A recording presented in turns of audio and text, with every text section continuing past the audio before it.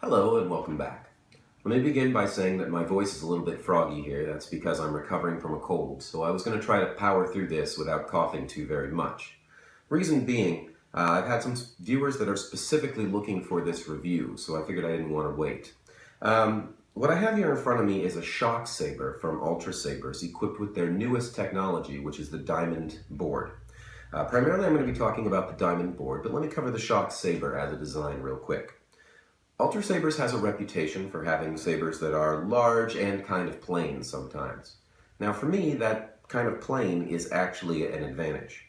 What that means is that with a little bit of wire tape or leather or cord, you can make the saber your own fairly easily. This shock came solid silver, just raw aluminum all the way across, with a leather grip, some color, or a little bit of color, some O-rings and some other accents. You end up with a saber that looks entirely different from what you pulled out of the box with very little work. So plainness, not a problem for me. And in terms of large, this saber isn't unwieldily large. It is the largest of the sabers in this design. I'll talk about this design in a second here, but it's the largest saber of this design that I've seen. But in terms of a one-hand grip or a two-hand grip, it's a really manageable size.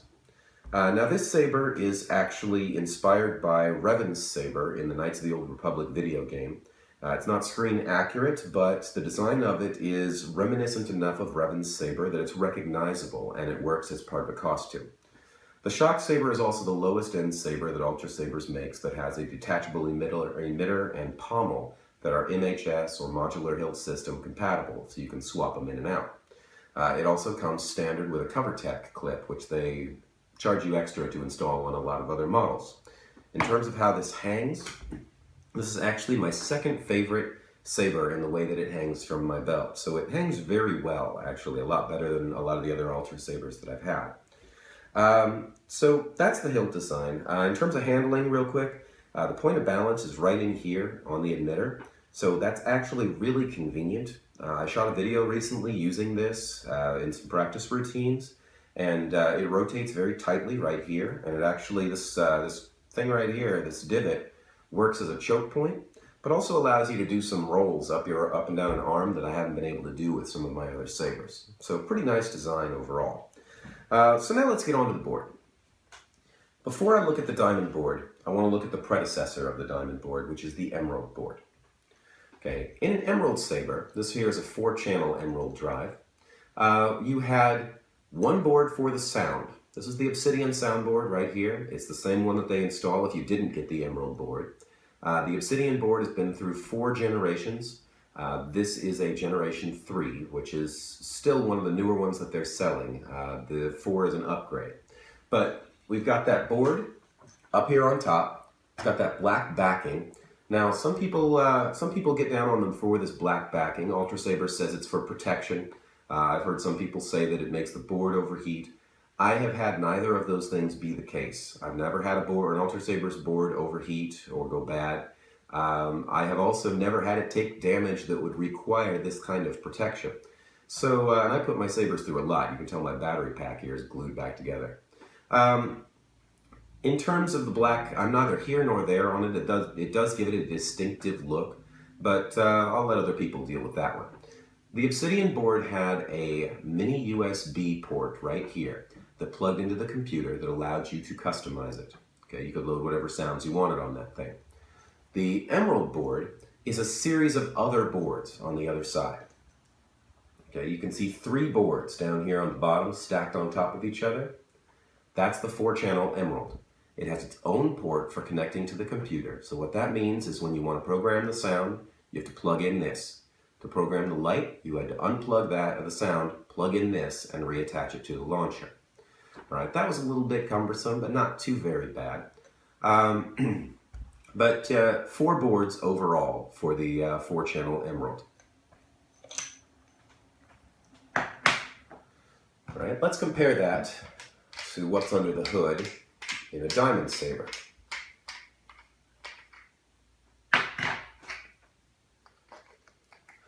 Okay, in a Diamond saber, we have one board right here. Okay, it's a little bit smaller than the Obsidian board, or than the Obsidian board was all by itself before. It's actually mounted a little bit better to the battery pack than my board in the other Saber. It still has this black backing. It's using a micro USB rather than a mini USB. I've heard people talk about this connecting a little bit more or a little bit better to their computer. I found that it connects about the same. Okay, inside we have rechargeable batteries. Ultrasabers uses the lithium batteries that are about the same size as a AA. I forget the number on them.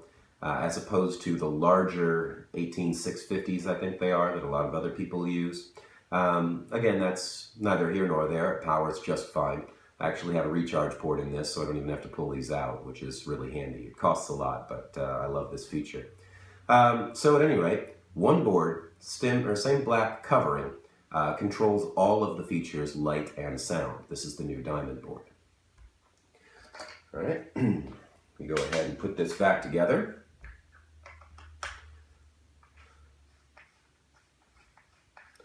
Now, this is a loud board, so before I fire this thing up, let me tell you a little bit about what you're going to see. The current setting that I have this on is set to a blade pulse between dark orange and light orange. That's a little bit hard to pick up on the camera, but I'll hold it still for a bit so that you can see it. It has swings and a stab effect, gestures I'll get to in a little bit. I'll just try to swing it around a little bit, show you some of what it can do. Also, the AV switch is going to light up when I turn this on.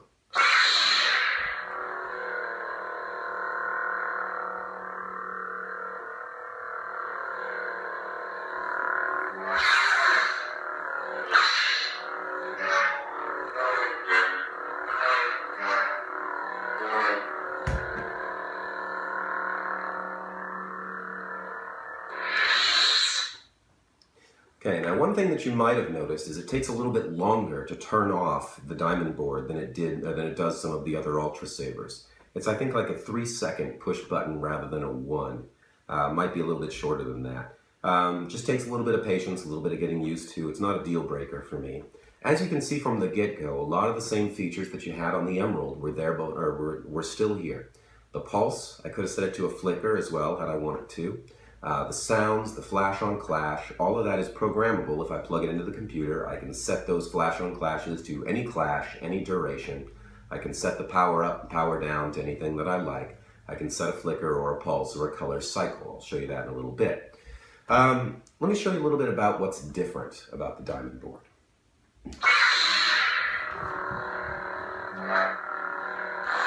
Welcome to the Diamond Controller configuration menu. Rotate the saber clockwise to change the current font or counterclockwise to program a new gesture. To exit this menu, select the gesture number to program. Rotate 1, in use. 5, in use. You will now override gesture number 5. Place your saber in the start position, then press and release the switch. Execute the new gesture. When finished, press and release the switch again. To cancel this action, press and hold the switch for 3 seconds. New gesture program.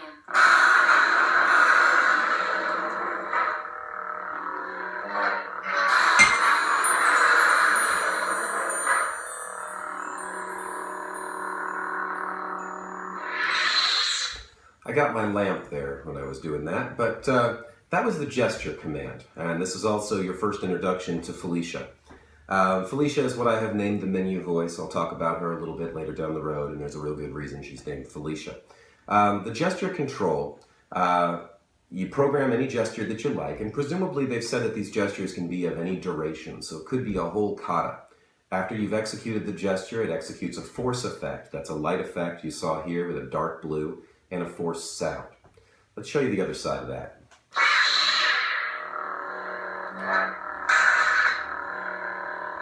Welcome to the Diamond Controller configuration menu. Rotate the saber clockwise to change to the next font, or counterclockwise to change to the previous font.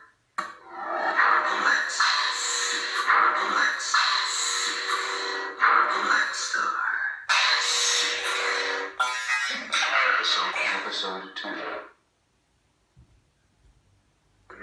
Episode counter. Font selection is confirmed.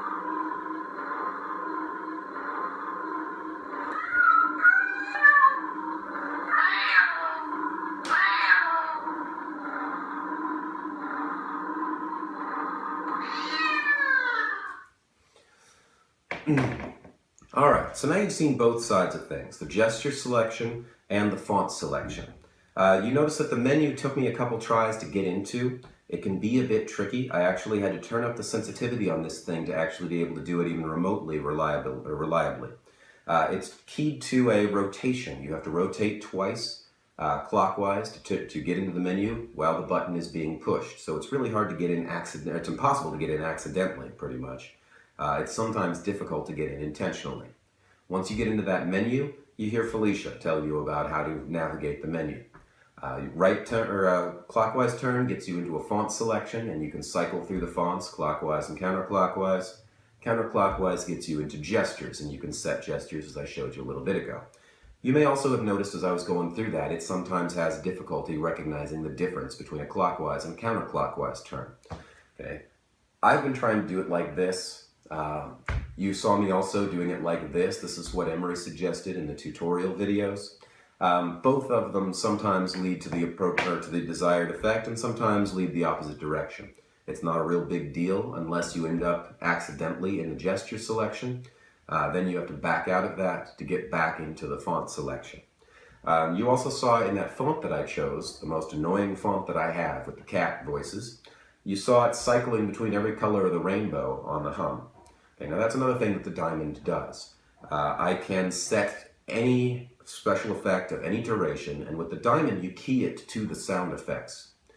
Alright, so that's a little bit about what it's capable of, everything from the standard to the very tacky. A little bit about setting this thing. The menu is difficult. The software that you use to program this thing is a very high learning curve and somewhat insane.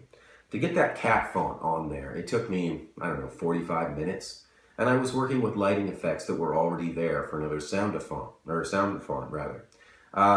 The software, it's really difficult to learn. It's counterintuitive at places. In order to get a file on here, this is not going to make much sense, but just bear with me and you'll see how tricky it can be. Each effect, you have to load the effect, open up a wizard, set the lighting effect, set the sound effect, save the effect file to your computer, back out of the wizard, load the effect file to the saber, and then progress to the next effect. After you've done that for every effect, then you get to save the file as a font file, load the file as a font file, and write the file to your saber. Now, if that sounded complicated, it most definitely is. Now, the fact that you can edit or customize every aspect of this is the trade-off. This is the most customizable saber that I've ever seen. In terms of, you saw that silly rainbow cycle that I showed you a little bit ago. It's very customizable, but the trade-off is the software is really difficult to learn.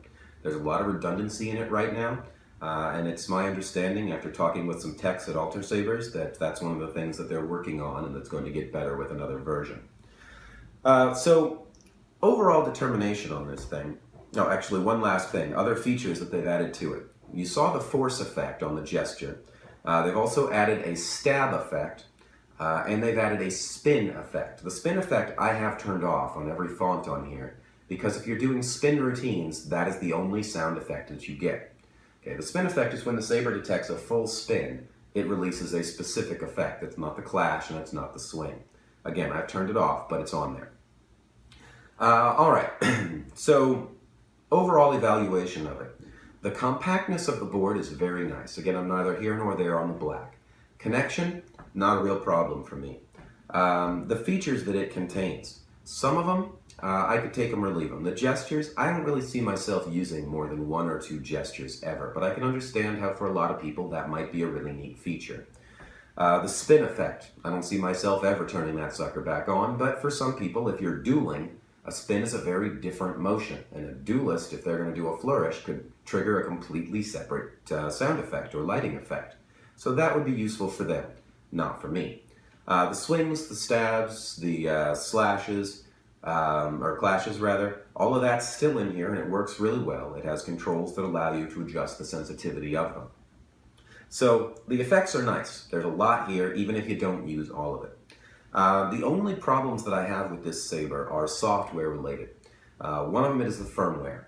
I named that voice Felicia because I want it to go away. As a matter of fact, I would not feel very bad if they were to kill it with fire. The problem with Felicia is her dialogue is really long, as you could tell. That's great the first time you pick up the saber, but after you're playing with it for an hour, you really want that thing to go away. If they end up replacing, and they have told me that they are going to be able to replace that voice either with some meaningful beeps or even just a truncated version of the same thing that would say fonts or gestures as opposed to, in order to program the gestures. By the way, if you try to exit the gesture menu, it says, you are now exiting the setup menu. Enjoy your saber. And after that, enjoy your saber for the third or fourth time, you want to throw something. But at any rate, they've told me that Felicia is going to be something that you can program out of this saber later down the road, and they're also streamlining the software. So the only real problems with this thing are not features or hardware, it's the software. It's cumbersome, that may never get completely fixed. And then there's Felicia. Overall, though, it's a really nice saber, and it actually brings Ultrasaber up and makes them competitive with a lot of other color change options that are out there. They had kind of fallen behind in that regard. It's not as easy to switch colors as it is with some other saber manufacturers' boards. You got to go through the menu to do it, but you switch the colors and the sounds at the same time. A lot of sabers switching the sounds is a complicated maneuver any way you cut it. So the fact that you do both simultaneously and that you can program them together is something that this board does well. That's what they set out to do. Overall, pretty nice board, very programmable. Still a few bugs to work out, but I think it's a technology to look out for. Hopefully this review has been of use to you, and if so, join me back for more.